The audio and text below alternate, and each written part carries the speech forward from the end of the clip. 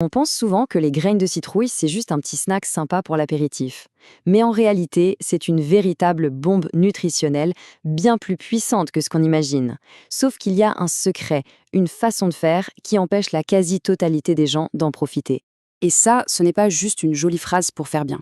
C'est un fait prouvé par la science. Ces petites graines sont bourrées de nutriments essentiels, que ce soit pour le système immunitaire, pour la santé de la prostate ou même pour notre humeur.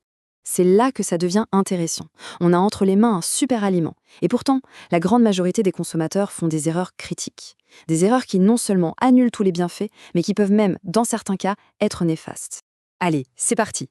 On va décortiquer ensemble ces 7 erreurs fatales, celles qui transforment un trésor nutritionnel en quelque chose d'inefficace, voire de contre-productif.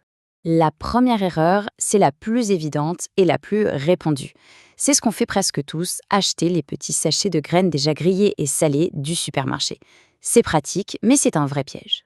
Regardez ce comparatif, c'est sans appel. Le grillage à haute température, qu'est-ce que ça fait?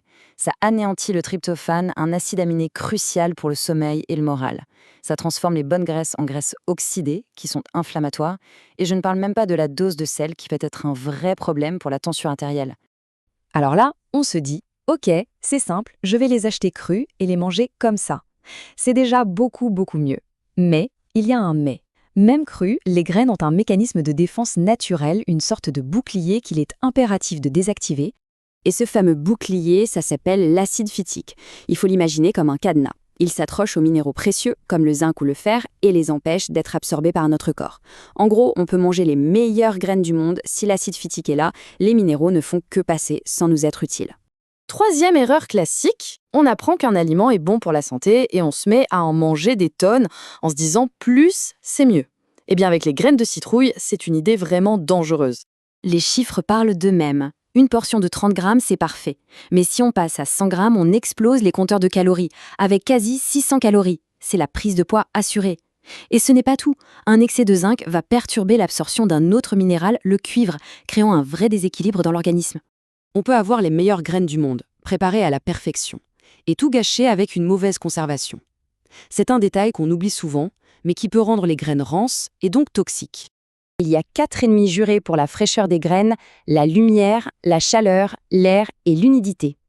Laisser son sachet de graines ouvert sur le comptoir de la cuisine, c'est tout simplement les exposer à ces 4 éléments et détruire leur valeur nutritive à vitesse grand V. 5e erreur, manger ces graines de citrouille sans penser à ce qu'on mange avec. En nutrition, rien n'est isolé. Les aliments qu'on associe peuvent soit booster l'absorption des nutriments, soit la bloquer complètement. Ce graphique est juste incroyable. Manger les graines seules, on n'absorbe qu'environ 30% du zinc disponible. Maintenant, on les associe à un fruit riche en vitamine C, comme une orange ou un kiwi, et là, l'absorption monte en flèche à 85%. A l'inverse, si on les prend avec un café, on s'effondre à 10%. On perd quasiment tous les bénéfices. Attention, là, on aborde un point vraiment très sérieux. C'est l'erreur à ne surtout pas commettre. La concentration très élevée en minéraux des graines de citrouille peut interagir dangereusement avec certains médicaments. Il faut être extrêmement prudent. Si on est sous traitement pour la coagulation, la tension, le diabète ou si on prend des diurétiques, il est vital d'en parler à son médecin. Le magnésium, par exemple, peut amplifier l'effet des médicaments contre l'hypertension et provoquer des chutes de tension graves. Et on arrive à la dernière erreur, peut-être la plus sournoise, l'origine des graines. Non, toutes les graines de citrouille ne se valent pas, et de loin. Celles issues de l'agriculture conventionnelle peuvent cacher des dangers qu'on ne voit pas. Il faut comprendre que la graine, c'est un peu le garde-manger de la plante. C'est là qu'elle stocke tout. Et dans un champ traité, elle stocke aussi les pesticides. La graine devient alors une petite éponge à produits chimiques, qu'on ingère ensuite. Bon, on a vu tout ce qu'il ne faut pas faire. La bonne nouvelle, c'est qu'il y a une solution. Voyons maintenant comment faire pour libérer toute la puissance de ces graines de façon simple, efficace et surtout sans aucun risque. Voici la méthode parfaite, en 5 étapes. D'abord, on choisit impérativement des graines bio.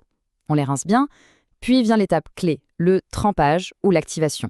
Une nuit dans l'eau avec une pincée de sel. C'est ça qui va désactiver l'acide phytique. Ensuite, on sèche à basse température pour ne pas abîmer les nutriments.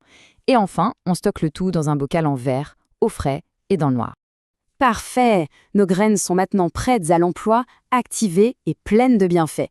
La question c'est comment on les intègre au mieux dans notre routine de tous les jours. Là-dessus, la science est formelle. La dose idéale, c'est 30 grammes par jour. ça correspond à environ 2 bonnes cuillères à soupe. C'est le point d'équilibre parfait pour avoir tous les bénéfices sans aucun des risques liés à l'excès. Et pour optimiser tout ça, voici quelques astuces. On peut répartir la dose en 2 prises. On pense toujours à les associer à de la vitamine C. Si on a une digestion un peu sensible, les moudres est une excellente idée. Et bien sûr, on ne les prend jamais avec son café. Le mieux, c'est le matin ou en collation l'après-midi. Voilà, on a fait le tour. La question maintenant, c'est de savoir par où commencer. Quelle est la première petite habitude qu'on va changer dès aujourd'hui? Arrêter les graines du supermarché, se mettre à les faire tremper. Un seul petit changement peut déjà faire une différence énorme pour sa santé.